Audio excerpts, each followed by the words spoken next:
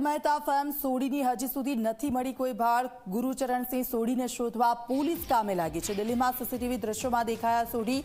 મુંબઈ જવા નીકળેલા સોઢી એરપોર્ટની અંદર ગયા જ નથી। બેગ લઈને રસ્તા પરથી જતા સોઢી સીસીટીવીમાં દેખાઈ રહ્યા છે। આગામી સમયમાં સોઢીના લગ્ન હતા, રૂપિયાની સમસ્યા હતી। સોઢીએ દિલ્હીના એટીએમમાંથી રૂપિયા ઉપાડ્યા હતા। 24મી એપ્રિલ સુધી દિલ્હીમાં જ હતા ગુરુચરણસિંહ સોઢી। 24 એપ્રિલ બાદ સોઢીનો મોબાઈલ પણ બંધ થયો હતો।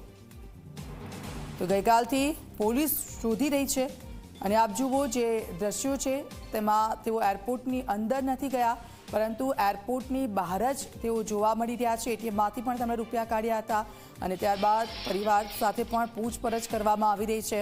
થોડાક જ સમયમાં સોઢીના લગ્ન થવાના હતા અને રૂપિયાની પણ થોડી તંગી હતી। દિલ્હીના એટીએમમાંથી પૈસા પણ ઉપાડ્યા હતા। આખરે સોઢી ક્યાં છે તેને લઈને તપાસ હાથ ધરવામાં આવી રહી છે।